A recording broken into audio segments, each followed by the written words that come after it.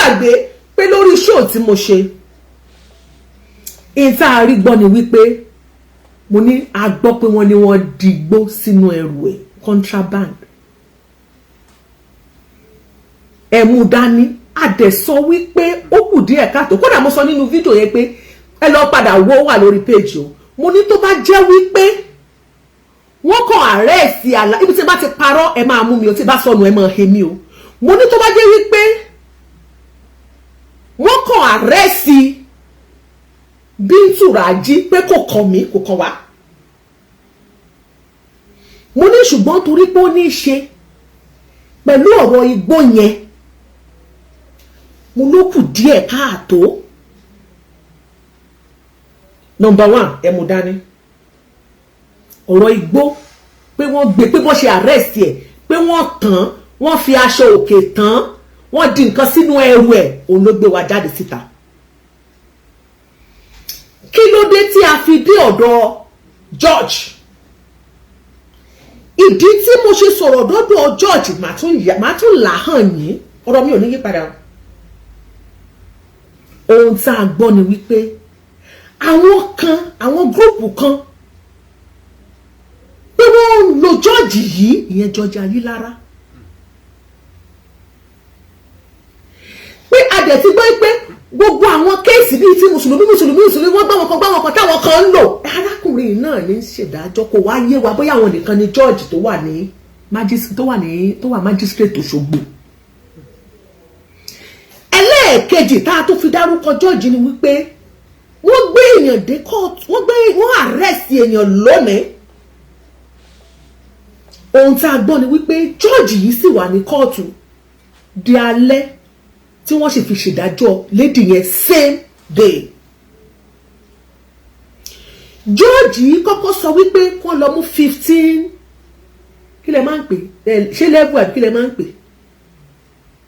àwọn tó wà ní ẹjọ́ òṣìṣẹ́ ìjọba ẹ̀ ó sì kó sí mi lórí level 16 office of level 15 or level 16 officer wa pẹ̀lú ẹ̀ tó ní 5 million àbí nǹkan ṣọtí nínú àkáǹtì ó ṣeé ṣe bóyá ńgbà tí ọwọ́ wa ń kọwọ́ tí nǹkan wá ń ṣe nǹkan àmọ́ allegedly ni ó at the end of the day lọ́ọ̀yà yẹn adájọ́ yẹn padà dájọ́ yẹn lọ́jọ́ yẹn adẹ̀sọ́ wípé wá step down level pé kó má lo level 15 mọ́ assist musa God bless you sir pé kó má lo level 15 mọ́ pé kó lọ lu level 10 kí ló dé tí adájọ́ kọ́kọ́ fi gbé lọ sí level 15 níbi tí ọmọ kẹ́lẹ́ fún kẹ́lẹ́ dọ̀tẹ́ lára tẹ́lẹ̀ bí sí kí ló dé tí adájọ́ fi dúró sí kóòtù di alẹ́ láti dájọ́ tí wọn ò lè jẹ́ kí ẹjọ́ yẹn kó tiẹ̀ di ọjọ́ kejì kí ló dé tó jẹ́ pé iléeṣẹ́ ọlọ́pàá zone 11 wọn ò invite Raji fún ìfọ̀rọ̀wánilẹ́nuwò kó tó di wípé wọ́n lọ lé arrest kí ló dé tí iléeṣẹ́ ọlọ́pàá tí wọ́n sọ̀rọ̀ nípa pé wọ́n fi ẹrù òfin wọ́n gbé sínú ẹrù ẹ̀ kí ló dé tó jẹ́ wípé àwọn tó lọ ṣe kùrùkẹrẹ arábìnrin tí wọ́n lọ bọ́ndú ẹ̀ ìgbà tó wá padà gbé dé zone 11 wọn ò wá chájì ẹ̀ pẹ̀lú ọ̀rọ̀ igbó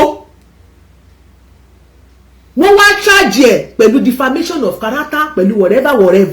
kí ló dé tó jẹ́ pé ọ̀rọ̀ igbó yẹn kò wá reflect mọ́ nítorí pé ó yẹ kó bá wa ṣe investigation mo sọ omi ò parẹ́ lọ́wọ́ ṣó mi o pé a fẹ́ kí iléeṣẹ́ ọlọ́pàá bá wa ṣe investigation àwọn ẹni tí ó gbégbó yẹn sínú ẹrù ẹ̀ ẹni tó sẹ́ndì ẹ̀ sí tó fi lọ gbà lọ́wọ́ ẹ̀ mo sọ o gbogbo àwọn nǹkan tí mo sọ nìyẹn tí mo dẹ̀ expect pé anybody tó bá fẹ́ jáde tó yẹ kó sọ̀rọ̀ lé lórí torí mo sọ pé nítorí pé wọ́n arrest pẹ̀lú ọ̀rọ̀ ṣé contraband àbí kí lẹ̀ ń pè é òun ló ká wa lára gẹ́gẹ́ bí abiyọmọ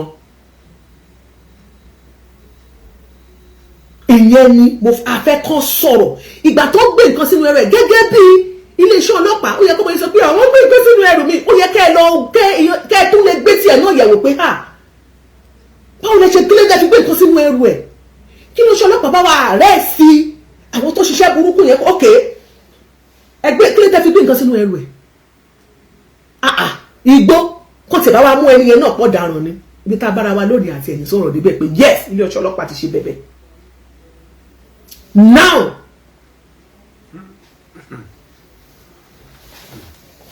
ẹ ní sùúrù ẹ̀yin tẹ́ bá wà lọ́ndà comment section mo bẹ̀ yín ẹ má kó gbogbo mùsùlùmí pọ̀ o gbogbo ògbà kan lá máa lo ẹrú kan ní mú ní gbogbo ẹrú àwọn kan ní àwọn kàńdá ẹ mọ̀ sọ pé àwọn kàńdá ti gbẹ́nu rẹ̀ sí ẹ mọ̀ jẹ́ kó gbogbo mùsùlùmí torí àwọn tí ó jẹ́ mùsùlùmí tí wọ́n ní ìbẹ̀rù ọlọ́run tí wọn ò lè ṣe tí ò dáa wọ́n wà ó lórí ìkànnì tá a wà yìí o wọ́n sì wà ní courtroom wọ́n wà nílé wọ́n wà níbi gbogbo wọ́n wà nínú àwọn tí ò tiẹ̀ rí tí ò ní fóònù tó lè wò wá wọ́n wà ń bẹ̀. ẹ má gbàgbé pé a tún sọ pé kì í ṣe kéèsì Bintu Raji nìkan òun ni wọ́n máa ń lọ tírìtì lóṣogbo zone 11 a ti rí wípé a rí gẹ́gẹ́ bí ẹni wípé torí gbogbo àwọn èèyàn ń sọ a ní ohun tá a rí gbọ́ ẹ má gbàgbé àwa tá à ń sọ̀rọ̀ àwọn ohun tá à ń lóhun tá gẹ́gẹ́ bí ohun tá a rí gbọ́ tá a sì ní kí lọ́lọ́pàá bá wa ṣèwádìí wọ́n ní wọ́n máa ń fi ibẹ̀ yẹn fìyà jẹ àwọn èèyàn mi ò ṣáà kí ń ṣe mùsùlùmí a gbọ́ nípa ẹni tí ó ń bọ̀ láti arch airport ni wọ́n ti gbé láì tí ìfojú kan ìyàwó àtọmọ wọ́n sì gbé ó di zone 11 yes or no ibẹ̀ náà ti dájú ẹ̀ a gbọ́ ẹni tó fẹ́ travel lọ Amẹ́ríkà tó dé airport tí ó fẹ́ wọ flight wọ́n sì gbé láti bẹ̀ ó di zone 11 ní last week yìí wọ́n sì gbé ẹnìkan tó bẹ̀rẹ̀ sí pariwo lórí social media pé ẹ bá mi sọ fún lágbájá wọ́n ti gbé òun o zone 11 ló ń gbóhùn lọ o ó di zone 11 wọ́n pọ̀ o wọ́n ń ṣe kékeré o nígbà tí wọ́n Yàyà Gàmbàrí George náà ni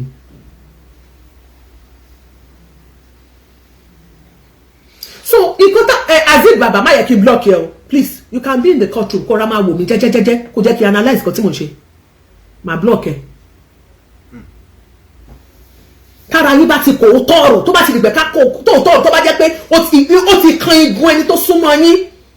ẹ mọ̀ dákẹ́ ẹ jẹ́ ká jọ analyse ní tẹ́ bá fẹ́ call me you cannot call me but ẹ má tètè máa sáré máa bẹ́ síwájú ẹ jọ̀ọ́ please this is the Alaji Courtroom show this is my space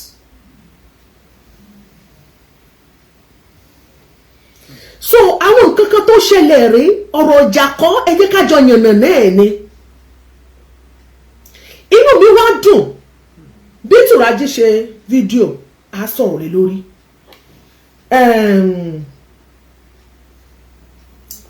lọ́yà Alájà Kaola ó sọ̀rọ̀ ó ṣe fídíò nítorí pé ṣe fídíò tó ṣe kárí kò sọ̀rọ̀ kò dárúkọ mi ní sọ̀rọ̀ mi ìfẹ́ ṣe tó gangan kankan mo fẹ́ dákẹ́ ká move on sánà dátẹ̀ tó rọrọ̀ Portable wà ń bẹ̀ ká máa sọ ọ̀rọ̀ Ẹniọlá kinní kan àti gbogbo ẹ̀ wà ń bẹ̀ ilẹ̀kùn wedding Ìyábọ̀ Òjó ń bẹ lójú ọ̀nà ìyẹn gan kùrùkẹrẹ wà tínú wa ń dùn Ọlọ́run jẹ́ wọ́n ṣoríire lágbára Ọlọ́run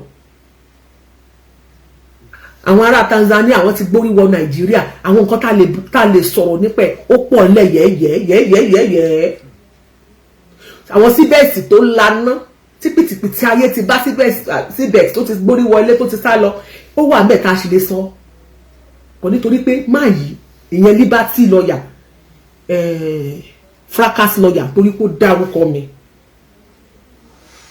òun ni ó jẹ́ kí n sọ̀rọ̀ o gbọ́ so ẹ jẹ́ ká jọ analyze in tó bá ti sọ ni ẹ jẹ́ ká analyze o please mi ò kí ń parọ́ mọ́ yàn ohun wọn but ẹ bá mi take time dáadáa before you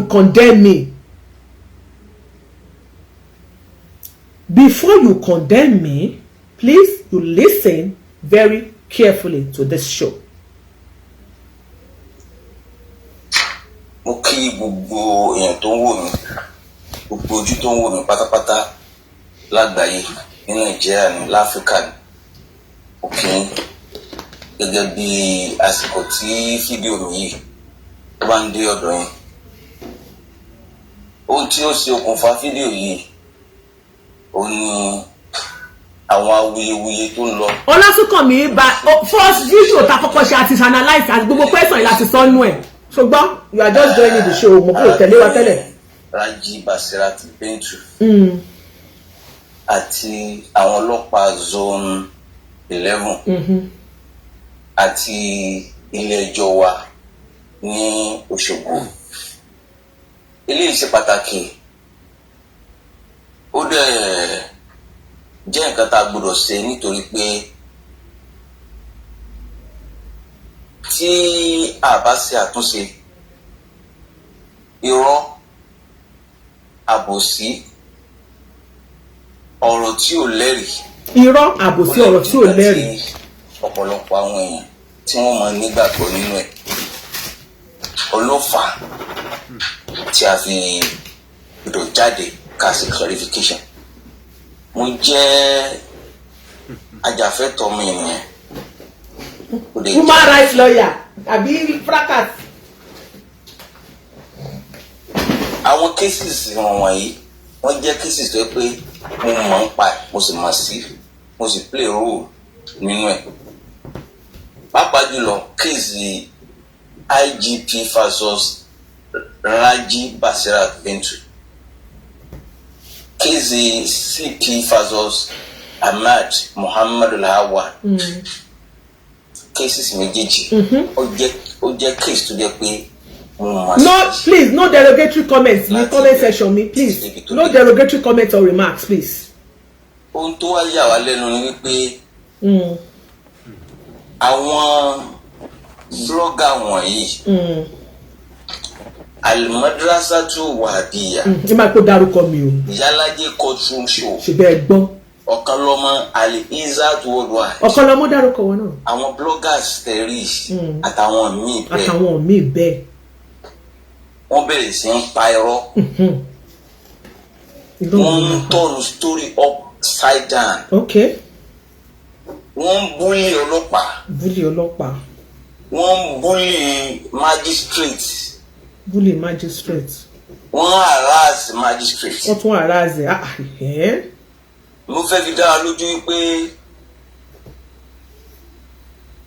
kéèsì IGP versus Raji Basirati Bintu ẹni tó jẹ́ complainant nínú kéèsì yìí Alájà Kafilatu Kaola. Alájà Kafilatu Kaola. Ó forward petition sí zone 11 pé kí wọ́n bá investigate crime tí wọ́n commit against wọn. Crime yẹn simple. Okay. Ó dẹ̀ wá straightforward. Okay. It's a crime of defamation of character. Defamation with cyberstalking. V kọ́ ló wà ń bẹ̀. F. Ó kọ statement, ó mú ẹlẹ́rìí wá, ẹlẹ́rìí ẹ̀ kọ statement, ó dẹ̀ kó èrè kalẹ̀. Lọ́ọ̀yà yín nìyẹn dífá. Àwọn ọlọ́pàá zone 11 wọ́n ṣe ìwádìí wọn fínífíní. Nígbà tí wọ́n rí wípé ìwádìí wọn ti dé conclusive stage. Conclusive stage. Arrest Bintu Raji. Ẹ má gbàgbé. Ó sọ wípé wọ́n ṣe ìwádìí wọn fínífíní. Nígbà tí ìwádìí wọn tó ti conclude ẹ̀ tán, wọ́n wá lọ arrest Bintu Raji. Nínú show tá a dẹ̀ ṣe, tá a fi bẹ̀rẹ̀, ṣé níjẹta la ṣe show yẹn àbí ìjẹrin tá a kọ́kọ́ ṣe tó gbé wa jáde síta. A ní gẹ́gẹ́ bí ohun tá a rí gbọ́ ni wípé iléeṣẹ́ ọlọ́pàá zone 11 wọ́n invite Bintu Raji láti fi ọ̀rọ̀ wá lẹ́nu wò before arrest. Kì í ṣe pé wọ́n pè é tí wọ́n ní kó yọjú tí ò yọjú ká wá sọ pé ìyẹn ni ẹ fi mú. Kì í ṣe wípé wọ́n invite ẹ̀ pé kó wá tí ò wá, ẹ ò kọ lẹ́tà o, ẹ ò pé lórí fóònù o, send iv send ẹnìkan anything ẹ kàn lọ arrest ẹni gbàm ìwọ náà ó dẹ̀ ti fìdí ẹ̀ múlẹ̀ wọ́n ti conclude without iv Yorùbá sọ wípé a kì í fẹ́ orí lẹ́yìn olórí irú ìwádìí wo ni iléeṣẹ́ ọlọ́pàá fẹ́ ṣe ọ̀rọ̀ ṣẹlẹ̀ láàárín ènìyàn méjì Yorùbá ló sọ wípé agbẹ́jọ́ ẹnìkan dá wọ́n ní àgbà òṣìkà ni èmi rò pé ó yẹ kí iléeṣẹ́ ọlọ́pàá kí wọ́n invite ẹni tọ́rọ̀ kàn lọ́tùn kí wọ́n invite ẹni tí ọ̀rọ̀ kàn lọ́sì ìyẹn Bintu Raji àti alájà Kaola tó mẹ́jọ wá ilé káríṣe ọlọ́pàá ti invite Bintu Raji tó ti sọ tẹnu ẹ̀ ọ̀rọ̀ tó bá sọ pẹ̀lú tí ẹni tó mú ẹjọ́ wá tó jẹ́ complainant tó gbé wá sí court méjèèjì ní iléeṣẹ́ ọlọ́pàá máa ṣèwádìí kì í ṣe wípé èmi tí mo kàn wá fi ẹjọ́ sùn ọ̀rọ̀ ẹnu mi nìkan ní iléeṣẹ́ ọlọ́pàá máa wá gbọ́ tí a wá fi lọ invite ẹni tí mo mú ẹjọ́ ẹ̀ wá tí wọ́n ní àwọn ti bá mi conclude nítorí ọ̀rọ̀ tí mo mú wá barrister fracas barrister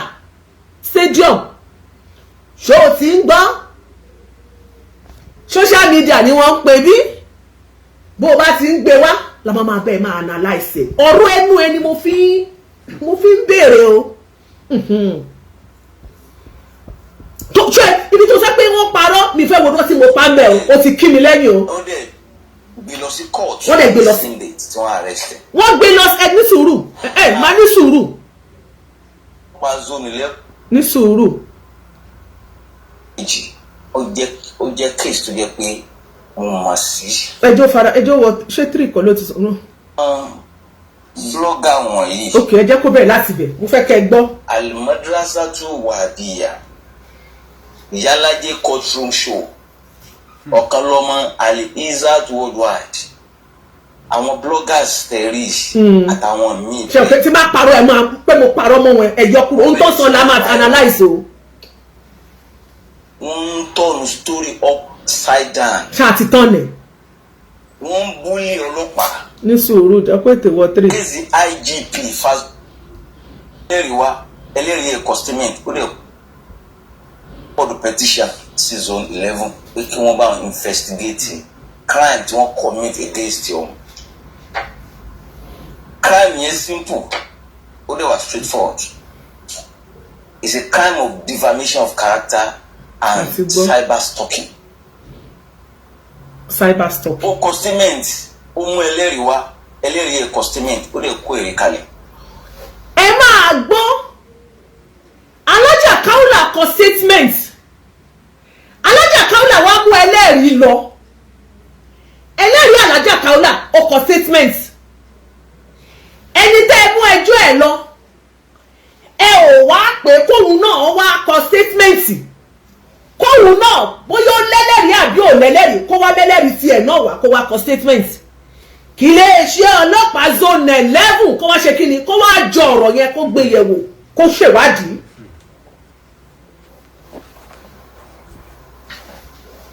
àwọn ọlọ́pàá zone 11 wọ́n ṣe ìwádìí wọn. wọ́n ṣèwádìí láàrin alájà Kaola àti witness yẹn. wọ́n rí wípé ìwádìí wọn ti dé conclusive stage. conclusive stage. wọ́n arrest. wọ́n la arrest Bintu Raji wọ́n ti assume pé ntàlájà sọ. wọ́n dẹ̀ gbé lọ sí court ní the same date tí wọ́n arrest. ok nígbà tí iléeṣẹ́ ọlọ́pàá tí wọ́n ti ṣe ìwádìí tí wọ́n ti conclusive stage wọ́n máa lọ arrest Bintu Raji.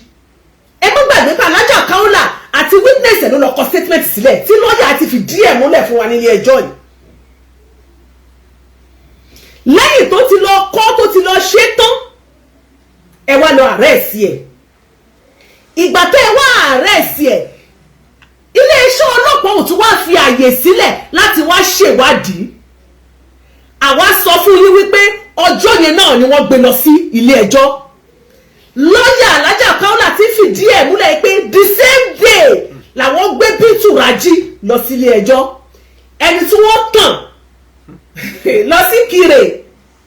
láti bẹ̀ tí wọ́n gbé lọ sí ọlọ́pàá zone 11 àsìkò wo ní zone 11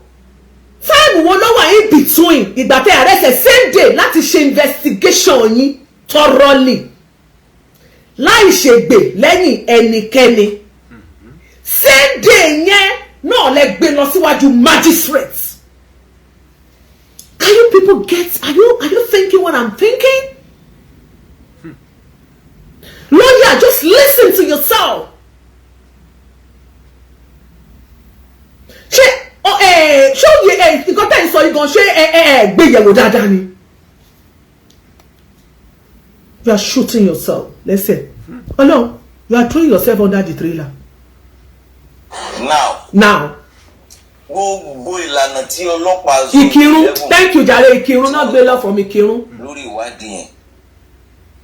from my opinion, gbogbo iṣẹ́. Kò sí nǹkan tó wrong nínú ẹ̀.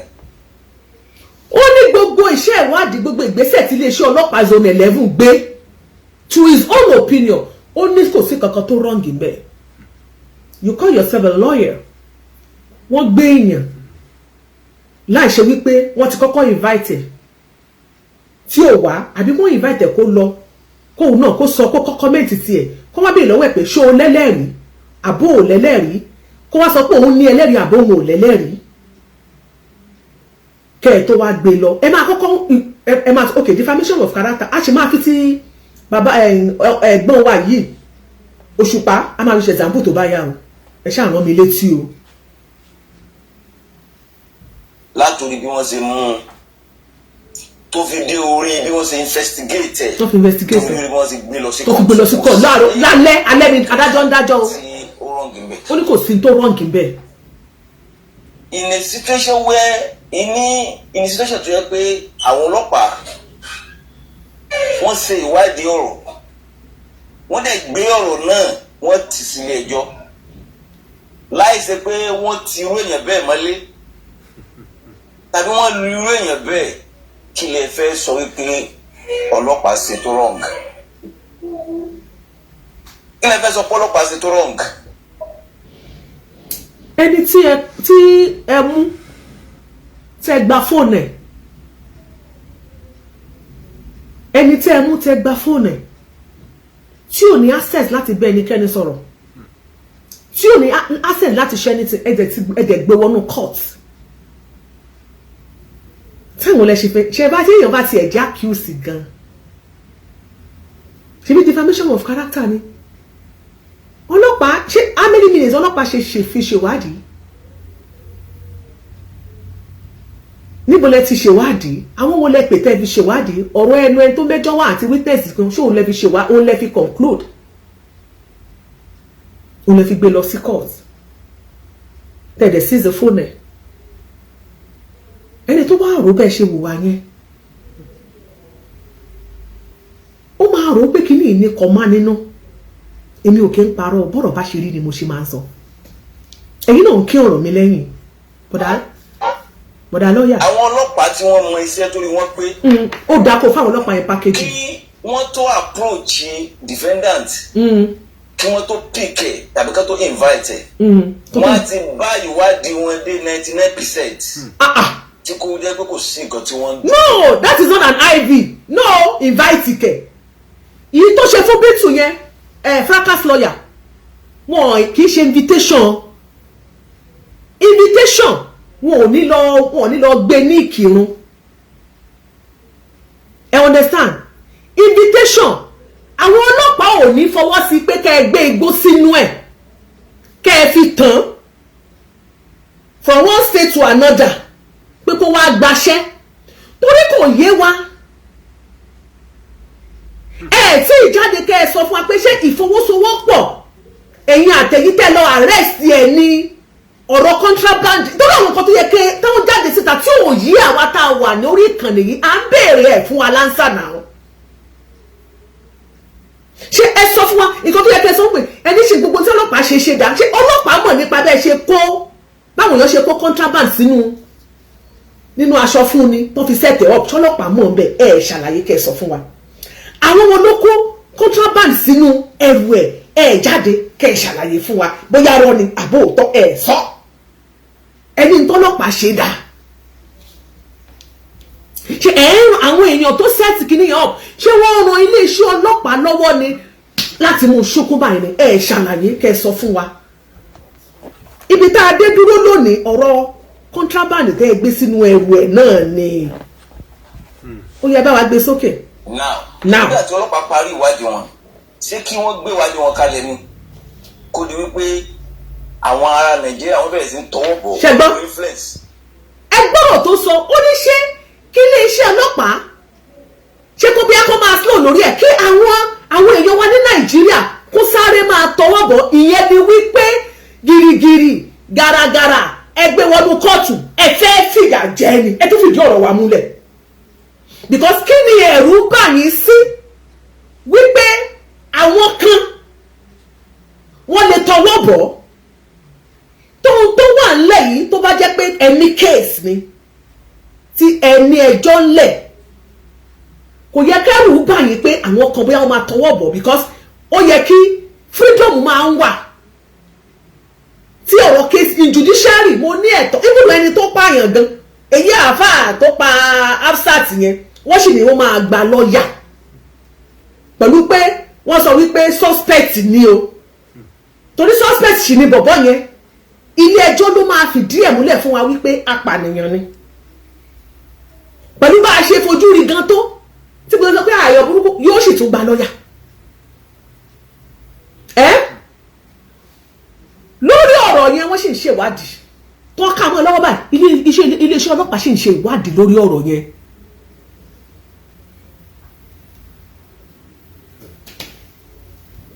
hello sir mo ń bọ̀ ọ̀rọ̀ tẹ́ ẹ̀ ń sọ o lè ní kí lẹ́yìn o ẹni sùúrù o 25. lọ sí kóòtù kí ni wọ́n bẹ̀rẹ̀ sí. má bá wa lọ láti tọwọ́ bọ̀ wọ́n ń lo influence. kó má bàa tọwọ́ bọ̀. wọ́n lè gbé kéèsì lọ sí kóòtù kí ni ẹ̀ṣẹ̀ wọn. nítorí wípé tó bá jẹ́ ẹ̀wọ̀n wọ́n sáré gbé lọ sí court kí àwọn èèyàn mọ̀ bá tọwọ́ bọ̀ àwọn wo lẹ́rù mo fẹ́ tọwọ́ bọ̀ ẹ fẹ́ fìyà jẹ ẹ sì fẹ́ káwọn èèyàn kó ṣe kí ni kí wọ́n dá yín lẹ́kùn lẹ́yìn sáré gbé lọ sí court ẹ̀yin náà rí pé sáré ṣe wúrúwúrú tó di answer èmi ò parọ́ ọ̀rọ̀ tẹ́ ẹ sọ sà fracas lawyer sà barrister sà barrister stadium ṣé stadium lẹ ti ń ṣe charge and bail ni stadium kí lẹ̀ wá stadium lọ́nà àwọn sọ́jà àwọn charge and bail lọ́ọ̀yà kan wà tí wọ́n tètè ríṣẹ́ gbà wọ́n mọ̀ lọ wọ́n mọ̀ bàbá ní stadium ni wọ́n mọ̀ hello ṣé ẹni kéèsì hello ṣé mo sáfẹ́jọ́ lẹ̀ ń gbé hello lórí mi mọ̀ barrister fracas lawyer gbé sókè. now ìgbà tó gbé ọ̀rọ̀ yẹn dé kóòtù ṣé kóòtù á sọ pé òun ò gbọ́ ẹjọ́ ni kóòtù gbọ́ ọkà ọ̀rẹ́ rẹ̀ kóòtù ká charges fún. ẹ jọ sá ẹ bá wa sọ time ṣe rí èmi máa ń fẹ́ kọ́rọ̀ máa lẹ́lẹ́rìí ẹ má bínú o ṣe ń gbọ́ fracas lawyer ẹ má bínú sá táìmù wo lẹ́gbẹ̀ẹ́ lọ court aago mélòó ẹ máa sọ èmi ṣe tí tọ́rọ̀ bá ti ń ṣẹlẹ̀ báyìí ẹ máa sọ ẹ mú gbàgbé pẹ́ni tẹ́ ẹ gbé Ìkìrun lẹ ti gbé èèyàn gbé ní ṣé lọrin ní gbé láti lọrin lẹ ti tàn lọ sí Ìkìrun láti Ìkìrun ẹ tàn lóṣogbo ẹ gba fóònù lọ́wọ́ ẹ girigirigiri ẹ jẹ́ kó pẹ́ bí ẹ jẹ́ kó para ẹ ti wọnú kóòtù ẹ jọ nítorí ìtọ́ lọ́hùn ẹ já sọ tòótọ́ ẹ já mọ fọ̀rọ̀ lóra wa wò aago mélòó ni sà aago mélòó ni ẹ sọ̀rọ̀ aago mélòó ni wọ́n dájọ́ ládájọ́ tí máa ń bèrè question tí bá bèrè straight to the point ẹ mọ lọ straight ẹ mọ mọ parabolate kẹ ẹ mọ yà ibi tẹ́ ẹ lọ òjìnà ibi tẹ́ ẹ yà ló pọ̀ jù sí ẹni ò dẹ̀ fẹ́ rú ẹ̀ straight to the point aago mélòó ni wọ́n wá dájọ́ yẹn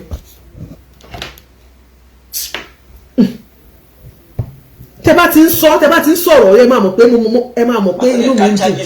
wọ́n dẹ̀ ká fún lálẹ́ yẹn not guilty. mo yẹ lóhùn ò guilty. kóòtù dẹ̀ interrogate lẹ́yìn ìgbà yẹn ó ní cancel tó dúró fún ló apply fún bail yẹ court dey grant ẹ ní bail ní the same day. ẹ dákẹ́ ẹ má bínú o wọ́n ti parọ́ ń bẹ̀ yẹn o bọ̀dá ìwọ náà charge and bail kí ló dé báwo ló ti ń ṣe báyìí tó bá jẹ́ pé lóòótọ́ ó sọ wípé lọ́ọ̀yà tiẹ̀ ó ní ajàfẹ́tọ̀ọ́ ọmọ ènìyàn ni ẹ́ ṣé wọ́n ti pé ó sọ bẹ́ẹ̀ tó bá jẹ́ pé lóòótọ́ ìwọ ń jà fẹ́tọ̀ọ́ ọmọ ènìyàn ó yẹ kó o consider díẹ̀ fún ọmọ yẹn náà wọ́n láàrin nǹkan bíi tó 4 lẹ́gbẹ́ lọ sí kóòtù lóde lẹ́gbẹ́ lọ sí zone 11 wọ́n ní they take her to court around 3:40 p.m. on same day. Ẹ̀yin ẹ wò now sister mi Joyce blog backup page you are welcome ma. Ọlọ́run abá mi pọ́n ilé thanks for joining. Ẹ̀yin ẹ bá wa wò yẹn time ẹ tẹ́ ẹ bá ti sọ̀rọ̀ ẹ mọ̀ fi time sí. Ẹ gbé lọ sí kóòtù yẹn same day ni. Ó yẹ kẹ́ wá là mọ́lẹ̀ fún wa wípé kì í ṣe pé wọ́n gba béèlì ẹ̀ lẹ́sẹ̀kẹsẹ̀. Adájọ́ kọ́kọ́ gbé ìdájọ́ kalẹ̀. Ìta gbọ́ ni wípé ẹ̀wọ̀n tá gbọ́ là mọ̀ sọ. Torí ìta gbọ́ yẹn ìyẹn ni wípé allegedly ìta gbọ́ ni wípé tó kàn wá lára lórí ìkànnì Facebook yìí lórí TikTok àtòrí YouTube tá a wà yìí àti gbogbo ibi tẹ́ ẹ̀ ti ń gbọ́ wa ni pé adájọ́ kọ́kọ́ sọ wípé kó lọ wá level 15 officer tó wà ní Ọ̀ṣun state yẹn lóṣogbo àti ẹni tó ní 5 million nínú àkáǹtì ẹ̀ ohun tí ẹ̀kọ́ adájọ́ kọ́kọ́ sọ nìyẹn allegedly àti wàá ń yẹ ọ gbọ́ wípé ìgbà tó yá ọmọ yẹn ò lè mítọ̀ torí pé ẹ ti gba fóònù ẹ̀ níta gbọ́dọ̀ pé wọ́n gba fóònù ẹ̀ o wọ́n nígbà tó yá ẹnìkan tó jẹ́ pé òun ló mọ̀ wípé ó wà ní Kírun lára àwọn fáǹsì ẹ̀ òun ló wá lọ sí hòtẹ́ẹ̀lì tó sọ pé àmú máa wà ní Kírun hòtẹ́ẹ̀lì báyìí wọ́n tẹ̀ tí mo máa lọ́ọ̀jì mi sí nǹkan kan tí máa fi parí program tí yẹn wà lọ tó lọ béèrè ẹ̀ nínú hòtẹ́ẹ̀lì ohun tá a rí gbọ́ ni wípé ìgbà tó dé hòtẹ́ẹ̀lì ó wá sọ wípé Ajímọ́lá Fásikú God bless you Fásikú God bless you ó wá sọ wípé ẹjọ́ sísítà kan wà ájíà wọ́n wá ṣe nǹkan ní Kírun wọ́n dẹ̀ sọ wípé hòtẹ́ẹ̀lì yìí làwọn máa dé sí òun wá béèrè wọ́n lọ wá sọ wípé àwọn mẹ́ńtẹ́ sọ hello Mr. Akin ṣé kí iṣẹ́ òní alájà tí wọ́n wá arrest lẹ́ẹ̀kan wọ́n ti wá arrest kò tí bó ṣe dé kò pẹ́ wọ́n ti wá gbé àwọn ọlọ́pàá ti wá arrest àwọn 4 ló wà obìnrin kan ọkùnrin 3 wọ́n ti wá gbé wọ́n ti gbé lọ sí zone 11 ìyẹn ló wá ṣètò nípa àwọn kan pé wọ́n ti wá gbé lágbájá òun gbọ́ pé òun ti wá lọ sóòótọ́ sọ pé àwọn máa wá sí ìlú àwọn ti pe fóònù ò lọ mọ́ àwọn yẹn ló wá bẹ̀rẹ̀ sí pè lọ́wọ́ ń pè lọ́wọ́ torí gbà táwọn náà gbé wọ́n ṣẹnu pẹ́ọ́n wọn ò fẹ́ kó wọ́n fẹ́ fìyà yẹn jẹ ẹ má gbàgbé pé wọ́n láwọn ò fẹ́ kílẹ̀ dandan wọ́n yẹn sọ pé àwọn gbọ́dọ̀ gbé lọ́kọ̀ kí làwọn ń dóde káwọn èèyàn má tọwọ́ bọ̀ wọn ò tiẹ̀ fẹ́ kó dọjọ́ kejì rárá àwọn yẹn ló wá tètè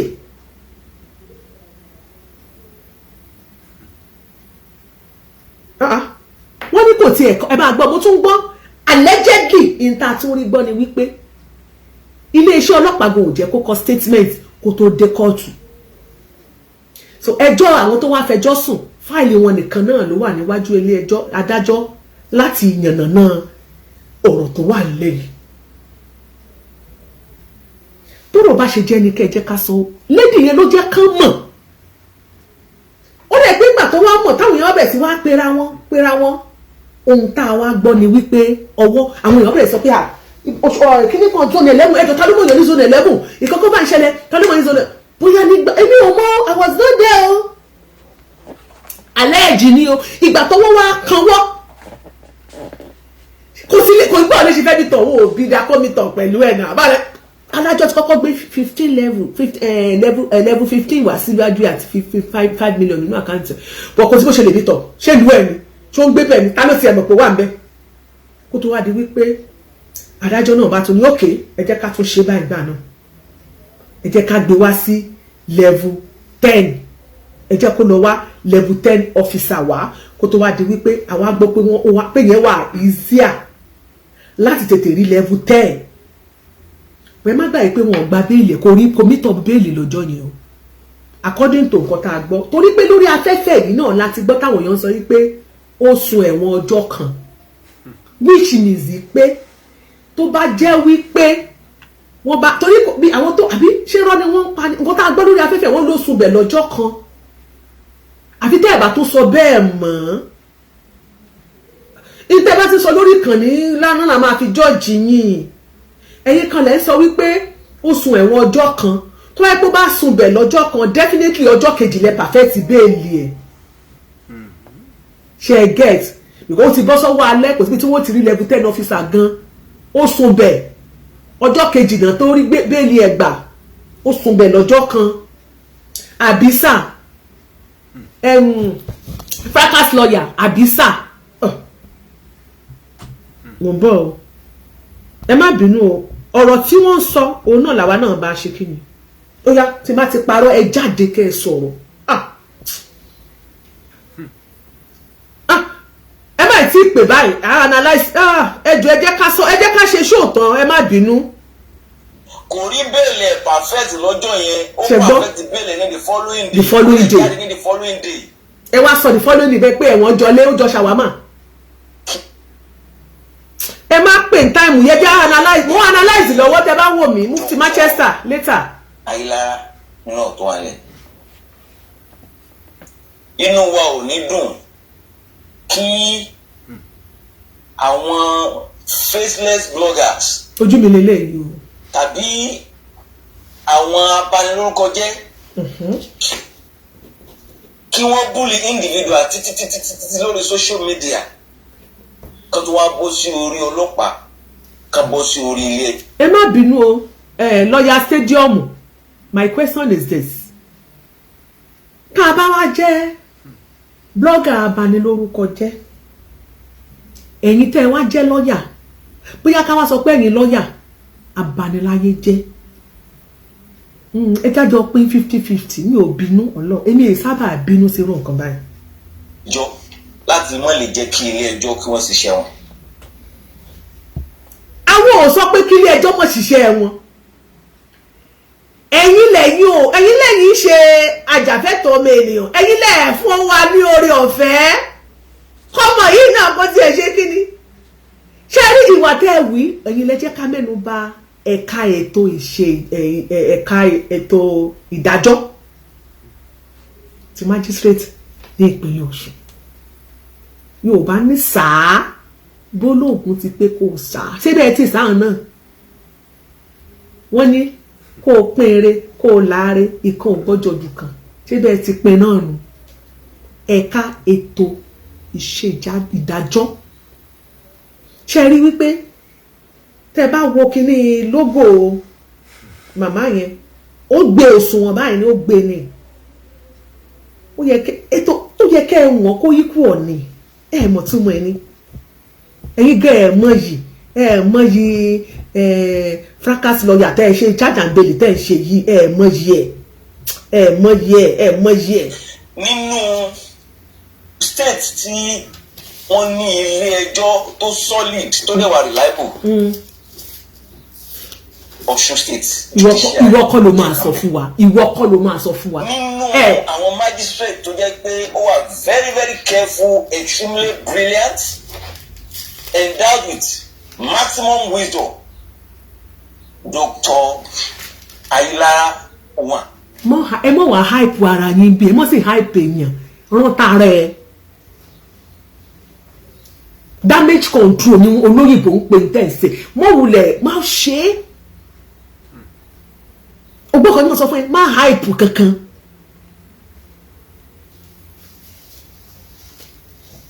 a ò tí ì condemn iléeṣẹ́ ọlọ́pàá a ò tí ì condemn Ayílára ẹ jẹ́ kí wọ́n bá wa ṣe investigation nípa ọ̀rọ̀ tó wà nílẹ̀ ìṣẹ́ apẹ iléeṣẹ́ ọlọ́pàá ni a dẹ̀ pé gómìnà ìpínlẹ̀ Ọ̀ṣun kó bá wa ṣèwádìí kí ló wá ní tẹ̀lé sáré gbọ̀n káàkiri tẹ̀ sáré ṣe ṣó ẹ má ì tí ì hype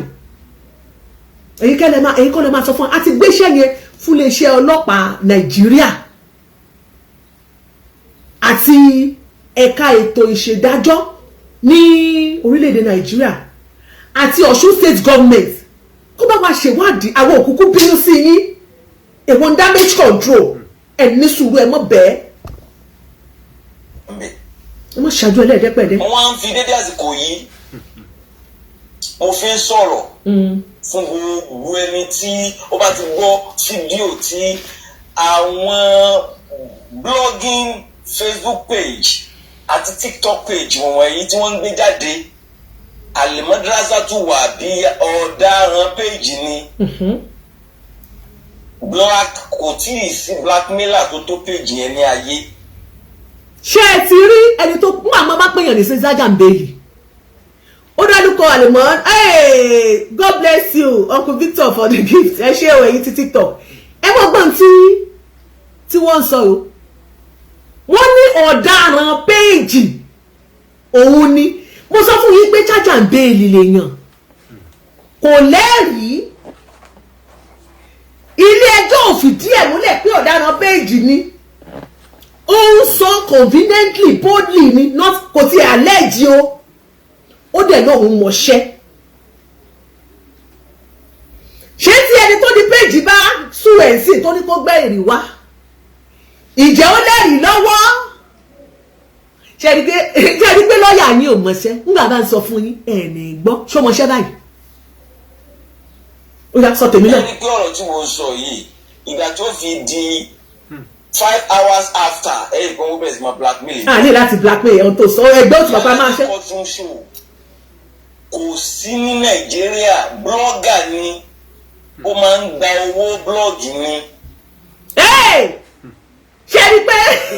ó yẹ ká sún ẹ̀ sí kóòtù àjọ ń wára wa ni o àjọ ń wára wa ni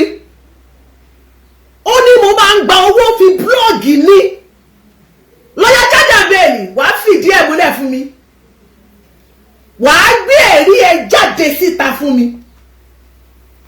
ẹni tó bá jẹ́ wípé ó ní mo gba owó lọ́wọ́ mo wá bẹ̀rẹ̀ sí blọ́ọ̀gì wà wá gbé jáde ọ̀rọ̀ rí ẹ̀rí rèé ó yá gbé ẹ̀rí ẹ̀ jáde o àjọ mò ń wá ẹ o ẹ̀ ló tu ẹ̀ ẹni tó bá mọ ibi tí lọ́ọ̀yà yìí gbé ẹ fi àdírẹ́sì ẹ̀ ránṣẹ́ sí wa o mo ní di information nípa ẹ̀ èmi náà ń wá torí lórí ètò yìí lórí fídíò tó ṣe ó lòún wá mi ṣe ni pé mo ní mo ti ń wá báyìí ó máa gbé ẹ̀rí jáde ní tí mo bá gba olówó ẹ̀ kí n tó blog ṣé nǹkan tó ń sọ ń sìn pé mo gbowó lọ́wọ́ Bintu Raji àbí ìjọ tí mo ṣe show èmi tí mo bá wí kónkó àti Malam Yusuf tí mo fi bá wọn parí wàhálà rògbòdìyàn tó wà láàrin wọn lórí nínú courtroom náà ni ṣé mo gbowó lọ́wọ́ Malam Yusuf ni àtìgbà tí mo ti ń dá sí ọ̀rọ̀ Malam Yusuf tí mo ti bá wọn yọjú ẹ̀ tí mo ti ń pè tù sí àlàáfíà mélòó ni wọ́n ní mo gbowó lọ́wọ́ àwọn àbí mo béèrè owó rí sórí pé fracas lawyer nìyẹn Zajambeli nìyẹn sórí wípé òun ṣe lọ́ọ̀yà gidi òòjà fẹ́ tọ́ mẹ́nìyàn kankan ó sì wọ́ra rẹ̀ lẹ̀ tó bá gba wájú skul kọjá sórí pé skul ò gbọ́pọ̀ ló ẹ kọjá pé èèyàn bá ń lanu gbàgàdà tó pé iṣẹ́ lọ́ọ̀ yìí tó kà tó yí ẹ tó jẹ́ amòfin ó yẹ kó o mòfin wípé o ò lẹ́rìí lórí ọ̀rọ̀ tó sọ yìí. dásíjọ́ tí mo ti ń dá sí ọ̀rọ̀ alájà Kaola alájà Kafilat Kaola ìjọ tí mo ti dá sọ̀rọ̀ ẹ̀ mo sì dá sí ọ̀rọ̀ wọn àti ìyá ọkọ ẹ̀ recently èló ni mo gbà lọ́wọ́ alájà Kaola níjọ́ tí àwọn èèyàn wá fi ẹjọ́ alájà Kaola sùn mí tí wọ́n ní alájà Kaola gba owó hajj lọ́wọ́ àwọn nígbà covid tí ò dẹ̀ fún àwọn ní owó tó ṣòwò báṣubàṣu mọ́ wọn lọ́wọ́ tálájà Kaola tún bú àwọn ẹni yẹn tí wọ́n record voice ẹ̀ tó sẹ́ẹ̀dẹ̀ sí mi táwọn lọ́bẹ̀ lọ́bà alájà Kaola jánu lé mi ò gbé ọ̀rọ̀ alájà Kaola wá sórí show mo ṣe sọ for the first time lórí social media one ni mo pe alájà Kaola tí wọ́n ní alájà Kaola arákùnrin kan sọ báyìí a sì jọ sọ tùbí nù mímú ẹjá kò báwo la ṣe máa ṣe ó lóun ò lè sanwó yẹn tán ó yẹ tẹ́ ẹ bá nínú ẹ̀san èmi tèmi yanjú ẹ̀ rí èló ni mo gbà lọ́wọ́ ẹ Kafilat Kaola I challenge you to come out tí bá gbowó lọ́wọ́ yín I challenge you ọjọ́ tí mo Saheed Shittu ló ní mo gbà lọ́wọ́ yín, mo gbà lọ́wọ́, mo ti gbowó lọ́wọ́ ẹ̀rí Saheed dáhùn o, mo gbowó lọ́wọ́ ẹ̀rí sọ ẹni tí n bá gbowó lọ́wọ́ ẹ̀rí ẹ jáde ẹ mẹ́rin jáde chájà méjì lọ́ọ̀yà ó dẹ̀ ti wọ́n tó trap mi nígbà tó mọ̀ fi wọ́n ní bismillah mo ti dé gẹ́gẹ́gẹ́ ṣe bẹ́ẹ̀ gbogbo ilẹ̀ ẹ̀dẹ́ tí ara yín gbọ́ so lọ́ọ̀yà àjọ ń gbádùn ara wa ni ọlọ́run ò ṣe. kò kí ń ṣèwádìí kò mọ nǹkan kan. ó ní ọlọ́run mọ̀ nǹkan kan. blackmailer ni. so gbogbo ìwádìí yẹn gbogbo àwọn ẹ̀rí ẹ̀ yẹn ẹ jẹ́ kó máa bá mi ṣáájọ ó gbọ́dọ̀ lẹ́rìí bí àṣà àbúrò mi á ní kò sẹ́rìí kò sọ̀rọ̀ ó gbọ́dọ̀ lẹ́rìí bí ẹ̀rí ẹ̀ jáde. ọ̀kan lọ́mọ Alizat worldwide. àkọlẹ̀ wọn ti dákọ̀ ẹ o. sí individual tó lè blackmail tó àwọn eléyìí. à ń wá ọ̀pọ̀lọpọ̀ gbà ló máa ń ní láti mú tó ń bọ́. ní sùúrù ṣẹ́rí lọ́ọ̀yà yìí ẹ jọ nítorí ìtọ́lọ́mọ fọlọ́run Elédùmarè bẹ̀yìn bí èèyàn bá ti ń bímọ tó bá ti dọjọ́ ọ̀sùn ná níwájú àwọn aláàfáà ti sọmọ lórúkọ ẹ máa ń sanwó kọ́mọ ó mọ́ gọ̀ ọlọ́run mọ́ jẹ gọ̀ bí ẹ̀kan méjì tí wọ́n jẹ kan tí kejì tí wọ́n jẹ kan lọ́wọ́ tí kejì ń wòran ẹ dákun nítorí ìtọ́lọ́ ẹ máa sanwó kọ́mọ ó mọ́ gọ̀ tí ìbá wa ṣe bẹ́ẹ̀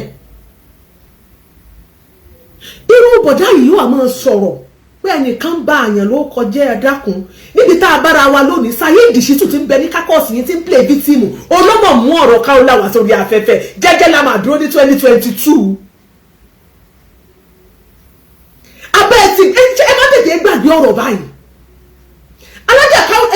ọkọlọmọ tẹ wá lójú kankan mọ́ báyìí tẹ́ ń sọ pé ó ṣe kíní kan òun ló mọ̀ defend yín gbà náà ọmọ tí gbàgbé ìṣẹ́ ẹ ti gbàgbé tán lọ́jọ́ kìíní àná ẹ̀yin tẹ́ ẹ̀ play victim báyìí gbẹgbẹ ìwọ lọ́ọ̀yà yìí ìkílẹ̀ tó wọ́n gbé gbèsè nígbà tó ń gbẹ́jọ́ yín wá sórí social media tó wá borúkọ yín jẹ́ tó wá báyìí láyé jẹ́. àwọn influence ní sùúrù ẹjọ́ tún kò tí ì sí blackmailer tó tó page yẹn ní ayé. ẹ jẹ́ kó sọ̀rọ̀ dáadáa. ẹ rí pé ọ̀rọ̀ tí mo sọ yìí ìgbà tó fi di 5 hours after ẹ jẹ́ kó tún sọ dáadáa. Alájẹ Courtroom show. gbé sókè. kò sí ní Nàìjíríà blọ́gà ni ó máa ń pariwo blọ́ọ̀gì ni ṣé ń gbọ́ kò kí ń ṣèwádìí kò mọ kankan ṣé ń gbọ́ kò ní ọpọlọ ṣé gbọ́ blackmailer ni ṣé ń gbọ́ lọ́ọ̀yà nìyẹn o. ọ̀kan lọ́mọ Alizat worldwide. ọ̀kan lọ́mọ fetí balẹ̀ kó gbọ́ tiẹ̀. kò sí individual tó lè blackmail tó àwọn eléyìí. ṣé gbọ́rọ̀. à ń wá ọ̀pọ̀lọpọ̀ gbà ló máa ń ní láti mú tó ń bọ́. òpònú nìyí ṣèbí ìjọ kan ní kòpẹ́kòpẹ́ ibi Saheed Shittu tó dọ́rọ̀ ọ̀lẹ́ ibo lọ sọ́dọ̀ bàbá mufti njó òní àbí sọ́dọ̀ bàbá mufti náà kọ́ ló lọ ó dẹ̀ pé mufti bàbá wa mufti ní Ìlọrin kí ló tẹ́ ẹ̀ mú ń bẹ̀ níjọ́ tó ti ń bú àwọn bàbá wa nínú ẹ̀sìn Islam ó ní bàbá wa mọ́dékàt tó pé bàbá ń de pampasì pò máa lọ ra pampasì gbogbo ìgbà tó ṣe gbogbo àyàn nọ́sẹ̀sì ààrẹ tiẹ̀ ẹni tí ń dìfẹ́ǹdì pé o lè máa yájú sáwọn àgbàlagbà o lè máa ṣe nǹkan tí ò dá pé ìrọ́pọ̀kọ̀ lọ́mọ ní tí ẹ tó dúró ní pé àwọn bàbá wa ní lórí ẹ jẹ́ ká fi ọlá fún ẹni tí ọlá yẹ fún tó dúró tó takù lọ́rùn òun ló wá ti di èèyàn burúkú lónìí so ẹni tí ó wá jẹ́ ẹni tó hùwà burúkú nígbà náà ó wá ń play victim oh my God ìwọ́n sọ pé wọ́n ń jà fún ẹ̀tọ́ ọmọ ènìyàn kí ló tó ń jà fún ẹ̀tọ́ alájà Kàfílà àti Káólà ní ìgbà tí wọ́n gbégbó là jáde tí alájà Káólà tó ń ṣe ó jà fẹ́tọ́ ìgbà rẹ̀ wáyé tó wá jẹ́ pé ìwọ ló wá ṣe ìràn kankan mọ́rọ̀ sí ìwọ ló jẹ́ kí n analyze mi fẹ́ analyze ṣùwẹ̀ tẹ́lẹ̀ o but èmi máa ń sọ fún ẹ lọ wá lọ́ọ̀yà gidi eléyìí ò tí ì mọ̀ṣẹ́ orí social media láwà yìí òun náà ti wà lọ́dọ̀ wa charge and bail lawyer you are welcome to the comment section wọ́n ní Liberty náà ni lawyer ṣì tún gbà okay Liberty you are welcome to the ó ti ká lára ó ti bẹ̀rẹ̀ sí mọ̀ kí n máa tó ṣe ń ṣe tú ẹ mọ̀ kí mi ìbẹ́ ẹ dá sí mo ṣe bẹ́ẹ̀ pé mi ò rí ẹ comment lórí comment section you are free to do that charge and bail lawyer fracas lawyer you are welcome to Iyalaje Courtroom show abẹ́ ẹ̀rọ lọ́hùn.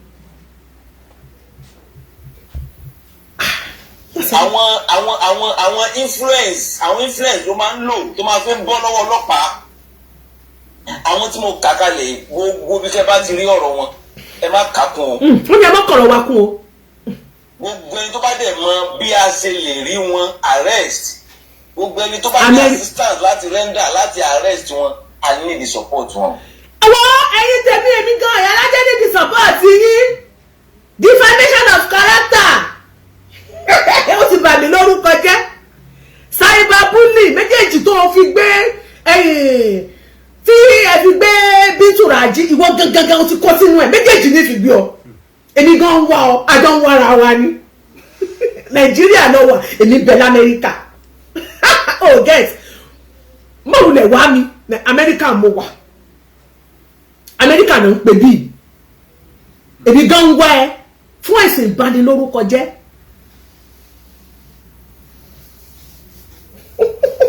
ẹ̀tún búlì mi lórí cyber abẹ́rẹ́ ìṣe ọlọ́run làákàyè Liberty lọ́ọ̀yà jájàgbélé yìí ó kú pèwéèwé bó ṣe ronú bíntín ìwọ jáde lórí social media ó sọ̀rọ̀ pàkàpàkà sẹ́ẹ̀dì kan Amẹ́ríkà náà pé bí nínú Trump mo wà ó sọ̀rọ̀ pàkàpàkà sẹ́ẹ̀dì kan ó wá lọ tún wá ẹni yẹn 50 mi ò tí wọ́n kébì sí ẹ̀ báwo mi ò bú wọn tẹ́lẹ̀tẹ́lẹ̀ mi ò bú ẹ mi ò mẹ́rí ìwọ ló jáde ló bú mi báyìí ìwọ ló ṣe mí máa gbé ẹ ẹjọ́ tẹ́ bá mọ ibi tó ń gbé tó bá ẹjọ́ Liberty ṣé Liberty lọ́ọ̀yà Liberty stadium wà ní Ìbàdàn ibo láti lè rí ẹ dákun ẹ bá mi jẹ́ kí n mọ̀ ẹjọ́ ẹ àpíà ẹ gbéwèé yín wá ẹ kájọ gbéwèé lọ́ọ̀yà lẹ̀ ṣùgbọ́n kó o mọ̀ òfin máa kọ́ ẹ ó yá èmi gan ẹ bá sọ fún pé mò ń wá o àìdẹ́rù oko ńlá barúgbó lọ́rọ̀ mi mò ń wá ẹ. ọgbọ́n.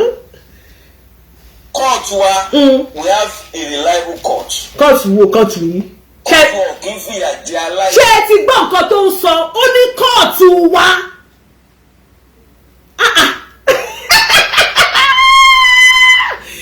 Jésù Kristi kóòtù wa àwọn mélòó tí bá ń sọ nǹkan fún yín a nínú ọ̀rọ̀ tó bá sọ ní kẹ́ ẹ jẹ́ ká máa mú dání èmi kì í ṣe pé mo parọ́ o mi ò ní parọ́ mọ́yàn nǹkan tó yàn bá sọ òun ní kẹ́ ẹ jẹ́ ká gbé yẹ̀wò ó ní kóòtù àwọn mélòó ìsí kóòtù wa ṣé àwọn mélòó lọ́ọ̀yà ló péré èmi fẹ́ bèèrè wípé ṣé zone 11 wọ́n appoint yẹ sínú kóòtù yẹn ni àbí nínú magistrate court ni wọ́n ti fún ẹ lápọ̀ìntmẹ́ǹtì dá mi lóhùn charge and bail sọ̀rọ̀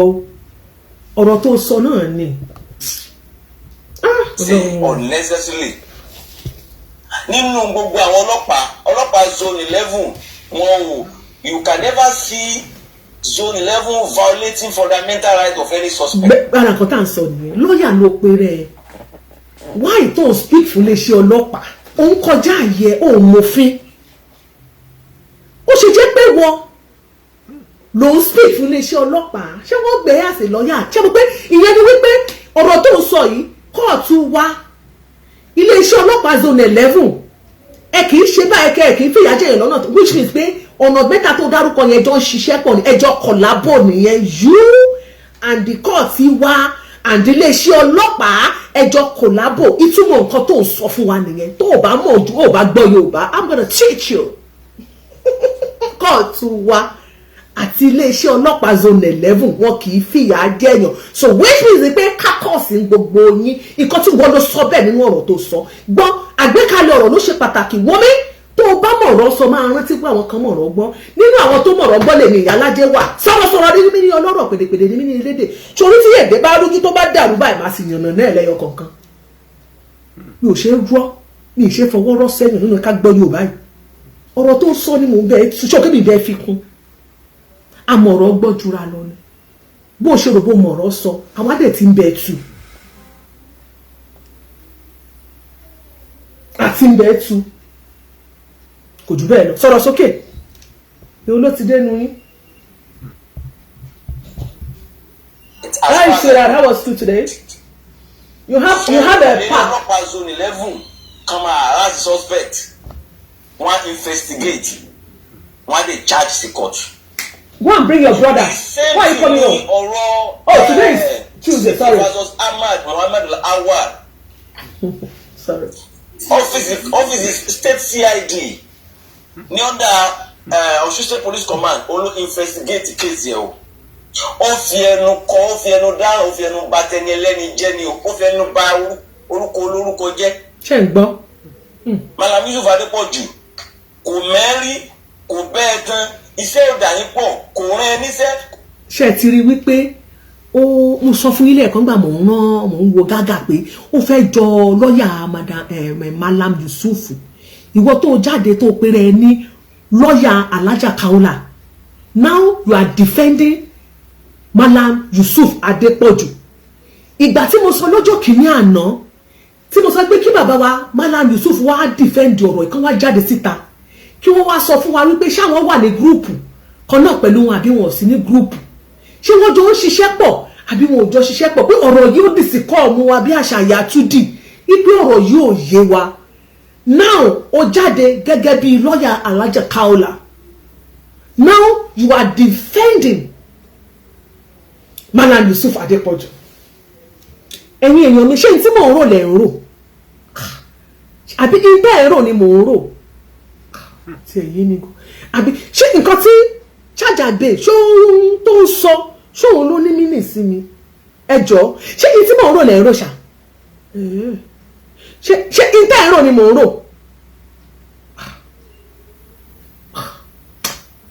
ẹ jẹ́ ká máa bá lọ fún ara ẹ̀yin o ẹjọ́ o ìgbà tá ẹ rántí pé níjẹ tàbí jẹ mo sọ nípa group ní pé mo challenge Malam Yusuf Adepoju Malam Yusuf Adepoju wọ́n dẹ̀ búra fún mi wọ́n send message mi wọ́n búra fún wọn ní wà láìkàlẹ̀ pé àwọn ò tiẹ̀ mọ nǹkan kan pa ẹ̀ wọ́n sọ bẹ́ẹ̀ fún mi níwájú Ọlọ́run àti èmi ò parọ́ o lẹ́sẹ̀ pé láti ìgbà yẹn ìṣọ́ tí mo kàn ṣe láàrin ọgọ́ṣẹ́ pé mi ò dárúkọ pé yá kìnnìkan èmi ti yọ wọn gbà tán ti búra fún mi yẹn mo ti búra fún mi èmi ti gbà bẹ́ẹ̀ ìtẹ́yàn bá sọ fún mi mo sì ti gbà bẹ́ẹ̀ torí wípé nígbà tí mo ti challenge wọn tó dẹ̀ ti wá sí orí WhatsApp tó ti háì mi pé Ìyálájé nípa ọ̀rọ̀ kan báyìí jẹ́ ká sọ̀rọ̀ létà wọn ní kò ní ká sọ̀rọ̀ mọ́ wọn ni mo wá ní ṣé yẹn ni pé kí n gbà pé ntí lágbá tá a sọ yẹn bẹ́ẹ̀ náà lórí tá a fi allege wọn wọ́n dẹ̀ ní rárá ó sì búra wọ́n sì ṣe búra yẹn èmi sì gbà pé bọ́rọ̀ ṣe rí náà ní ajẹ́ pé wọ́n dá dúró ni Ṣàjàgbé ó dẹ̀ wá bọ̀rọ̀ jẹ́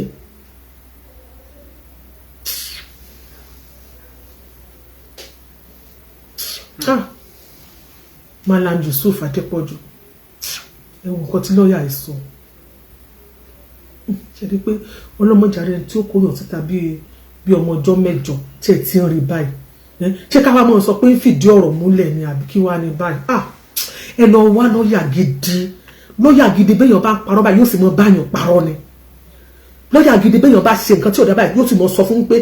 oníbàárà mi gẹ́gẹ́ bí oníbàárà mi ò jẹ̀bi ẹ̀sùn tí wọ́n fi kàn án mo rọ ilé ẹjọ́ yìí kẹ́ńtẹ́pá justice with mercy oníbàárà mi tí mo gbé wá kò tiẹ̀ sílé lọ́jọ́ tọ́rọ̀ ṣẹlẹ̀ oníbàárà mi gẹ́gẹ́ bí mo ṣe wá sọ fún yín níwájú ilé ẹjọ́ yìí lónìí oníbàárà mi in fact ó wà ní ìlú Pọ́tà nígbà tí ìṣẹ̀lẹ̀ náà ṣẹlẹ̀ nínú ilé tí ìyá kìnnì kan tó káṣọ níwájú ìta kò tiẹ̀ oníbàárà mi kò sílé nígbà tí wọ́n fọ aṣọ sá débi pé yóò wà bẹ́ẹ̀ nígbà táṣọ gbẹ tó sì jẹ́ pé oníbàárà yóò sì defend oníbàárà rẹ̀.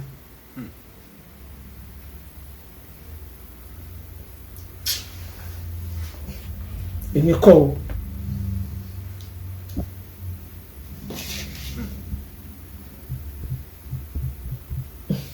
gba ìyàwó ẹ o dẹ̀ bọ́ sórí Facebook orí social media o dẹ̀ lanu gbàgà òun ba orúkọ ẹni ẹlẹ́ni jẹ́ ìdírísì tí wọ́n fi arrest ẹ̀ nìyẹn o wọ́n dẹ̀ grant òun náà ní bail immediately. The most senior magistrate ní Òṣogbo òní Dr. Ayilara is a reputable, reliable, correct. The most senior.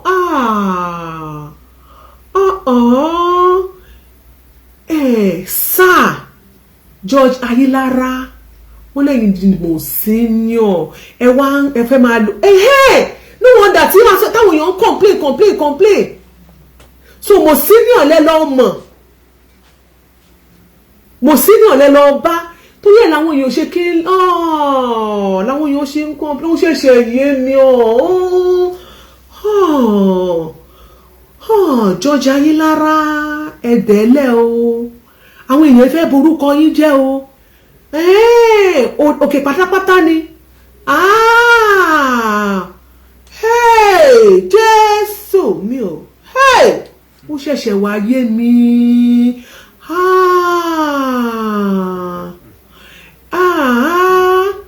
ẹ má búra yín lórí comment section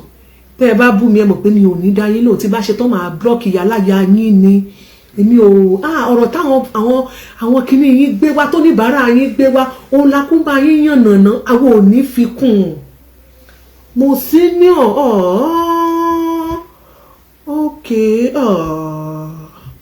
mo senior nítorí ẹ̀ làwọn èèyàn ṣe ń sá kóróbá. An highly intelligent ànímọ̀ wá hype yìí ẹ má bá àwọn lórúkọ jẹ́ má bá wa drag wọn necessarily o. Wọ́n gbé kéèzì wájú wọn. ẹ jọ̀ọ́ nítorí ìtọ́lọ́hún èwo ni lọ́ọ̀yà kó máa bá jọ́ọ̀jì ṣé ó ti gbà ẹ́ ni ṣé ní gbogbo òru yẹn àti gbèdéwájú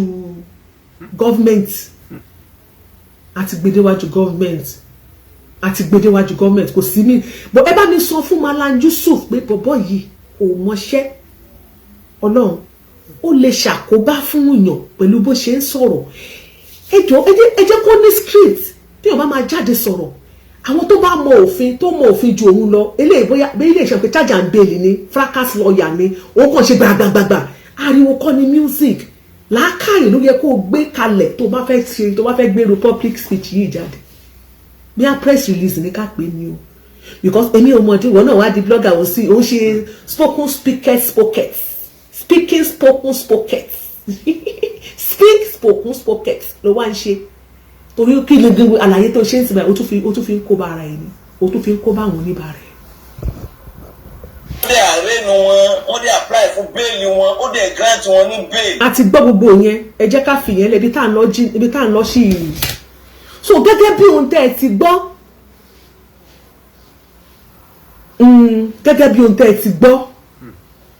àwọn náà ti jẹ́ ká mọ̀ pé Ayilara wọ́n wá speak fún Ayilara wọ́n wá speak fún olùṣẹ́ ọlọ́pàá kóòtù wa ṣàǹkó tó bá jẹ́ pé lọ́ọ̀yà gidi ni bí wọ́n ṣe ń pè kó lọ ṣẹjọ́ lẹ́kọ̀ọ́ ni ó mọ̀ lọ sí Àbújá ni ó mọ̀ lọ sí Oǹdó yóò mọ̀ lọ sí Èkìtì yóò mọ̀ lọ sí Ìbàdàn ìyẹn ni lọ́ọ̀yà gidi bọ̀ ètò ìtúnṣe pé lọ́ọ̀yà wà kóòtù wa yìí ó ti yé yín àwọn tí wọ́n fi wá mọ jọ́ọ̀jì tí wọ́n wá dìfẹ́ǹdì tí wọ́n fi wá mọ̀ dájúdájú tí wọ́n fi lè máa jẹ́rìí ẹ̀ a jẹ́ pé wọ́n mọ̀ gan-an ni wọ́n mọ̀ kí èèyàn tó lè mọ gbẹ̀rí èèyàn jẹ́ ọwọ́ ti wẹ́wọ́ ẹ̀ tí wọ́n ti mọ́ra wọn gan ìtumọ̀ nǹkan tó wá sọ nìyẹn bí ò bá rí bẹ́ẹ̀ ṣé kò fẹ́ jọ bẹ́ẹ̀ tí bá jọ fetí ara wa gbọ́ ni ṣe ń gbọ́ ní ìsìn ẹ jẹ́ ká wá lọ sọ́dọ̀ Bintu Raji ẹ jẹ́ ká lọ sọ́dọ̀ Bintu Raji ẹ jẹ́ ká jọ ẹ̀yìn analyze show tí Bintu Raji ṣe a ṣe ń padà bọ̀ lórí n tá a sọ tẹ́lẹ̀ ẹ jọ̀ọ́ torí t'Ọlọ́run ẹ̀yin tẹ́ ẹ bá ti wà pẹ̀lú mi nígbà tá a bẹ̀rẹ̀ ètò yìí mo fẹ́ kẹ́ ẹ mú show lọ́yà tá a play yìí àwọn máa analyze ti Bintu Raji àwọn máa fi ṣe aláfibọ̀ a máa padà sórí ẹ̀ kẹ́ ẹ tó bẹ̀rẹ̀ ẹ má blame Bintu Raji o ẹni tó wọ bàtà ló mọ ibi tí bàtà ti ń ta á lẹ́sẹ̀. Ẹni tó lọ sọ́yọ́ tó tọ̀yọ́ bọ̀ òun ló mọ tójú òun rí. Yorùbá dẹ̀ sọ wípé ẹni tó nikùn òun ló mọ̀ tó bá yó tí ò bá yó ṣùgbọ́n a máa analyze. Ẹ máa bá mi kà nítorí fídíò tí ẹ kọ́kọ́ rí ti Bintu Raji tẹ́ ẹ kọ́kọ́ rí yẹn ẹ rí wípé fídíò yẹn ò kún wọ́n kọ́ tiẹ̀ ni ẹ jẹ́ ká play tó kún. Èmi ò kí ń parọ́ mi ò ń ṣègbè o ẹ jẹ́ ká play tó kún. Ẹ má jẹ́ ká ṣe editing ẹ jẹ́ ká play tó kún.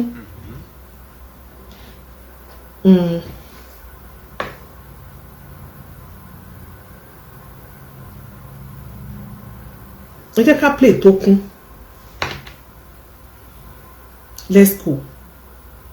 Let's go there. Welcome Bintu Raji.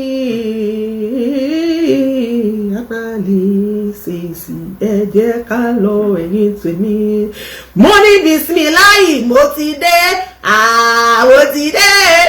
Mo like orin ẹ wà dé. Oya. Yesu. Oya gbé sókè.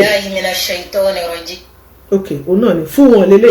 Bismillahirrahmanirrahim. O ní ṣe ti rí. Tabarakalladhi nasala al-furqana ala abdihi liyakuna lil alamin nasira. Alladhi lahu mulku as-samawati wal ardi wa lam yattakhidh waladan wa lam yakun lahu sharikun fil mulki wa khalaqa kulla shay'in faqaddarahu taqdira. Alhamdulillahi wassalatu wassalamu ala rasulillah sallallahu alayhi wa sallam. Oki gbogbo ẹ̀yin olùgbọ́ mi, gbogbo ẹ̀yin olùwòran mi pátápátá níbikíbi tẹ́ bá ti ń wò mí. Èmi ọmọ yín náà ní orúkọ mi ìyípadà Bintu Raji. Oki yẹn ní kíkí ọlá tá a mọ̀ fi kíra lọ́jọ́ gbèdé alkiyama. Kíkí assalamu alaikum wa rahmatullahi wa barakatuhu. Initially mi ò ní intention láti sọ anything. Ọmọdé búburú kó mojú wẹ̀yìn Liberty bí gbé fáìlì ẹ wá mú lẹ́tà wá. Last week. Ẹjọ́ ń wá ara wa ni. Alájà mi wọ̀láká kọ́lọ̀ bá mi ṣe dáadáa fún wọn. Mi mọ bí tí wọ́n ti gbọ́ ọ̀rọ̀ yẹn. Mi ò lè fa sọ́wọ́ jẹ o. Mi ò lè parọ́. Wọ́n wá gbé wá sí online. Ṣé nǹkan tí wọ́n Bintu Raji fìdí ẹ̀ múlẹ̀ wípé ó ṣe àdúrà fún alájà mi wọ̀láká. Ó lóun òun ibi tí alájà mi wọ̀láká ti gbọ́. Ó ní ṣùgbọ́n ìtara bí ọmọ ló ṣe alájà mi wọ̀láká. Ó ló gbé wá sí online. Ẹ mọ́ gbàgbé àwọn tó ṣe kinní fún Bintu Raji wọ́n dákẹ́ pé wọ́n update sórí social media wọn ò fẹ́ ká gbọ́ excuse me wọ́n fẹ́ kẹ́nì kankan gbọ́ wọ́n dẹ̀ ti sọ reason fún wa lẹ́ẹ̀kan wọn ò fẹ́ kẹ́ ẹ tọwọ́ bọ̀ ẹ má gbàgbé so alájà mi wọ̀láká Ọlọ́run á jẹ́ kí ó dá fún yín wọ́n ní alájà mi wọ̀láká wọ́n lòun ló jẹ́ kan gbèsè orí kó jẹ́ káwọn èèyàn mọ̀ lórí social media àṣe àtinú tó mọ yóò gbé nínú kára wọn. God bless you sister. Oríṣiríṣi fídíòs ní àfítàgbà yẹn ó fọwọ́ lérán torí pé òye làgbà ń rò ní ìmẹ́jọ́ rò. Òwe làgbà wọn ọmọdún mélòó ni ẹ tó jágbà àwọn pòwe yẹn wájú wà lọ́wọ́. Tí mo bá sọ̀rọ̀ náà bá fún mi ẹ mọ̀ pé ọlọ́ọ̀bá ń bẹ lára mi àti pé bó jẹ́ èèyàn méjì àbí mẹ́ta kò sí kí mọ̀ rẹ̀ tí ò fẹ́ràn mi online kí wọ́n mọ sọ̀rọ̀ nǹkan bẹ́ẹ̀ fáwọn olólùfẹ́ mi. Èyí tí inú rẹ̀ ò ní dùn sí i ló pọ̀ nítorí pé wọ́n ṣe aburú fún mi o ṣùgbọ́n mo dúpẹ́ Ọlọ́run òjò. Ẹ jẹ́ ká bẹ̀rẹ̀ bẹ́ẹ̀ ó ń fi ọpẹ́ fún Ọlọ́run Allahu Rabbi ó ní tí àwọn ènìyàn ṣe ó ní wọ́n ṣe aburú fún òun o ẹ máa kọ́lẹ̀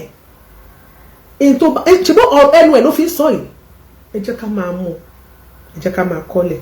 ó ní wọ́n ṣe aburú fóun. Ǹjẹ́ ẹ̀yin tẹ́ ẹ wà tẹ́ ẹ gbọ́ mi lónìí ǹjẹ́ ẹ gbà báyìí pé wọ́n ṣe aburú fún àbí wọn ò ṣe aburú fún. Ẹ máa mú dání kò yàtọ̀ sí ní tá a sọ wípé wọ́n ṣe aburú fún. Èyí tó kà wá lára o ní ọ̀rọ̀ pé contraband àbí nǹkan pé wọ́n gbígbó sínú ẹrù ẹ̀. Show mi wà lórí page mi ẹ lọ download ẹ̀ kẹ́ ẹ tún gbọ́ dáadáa.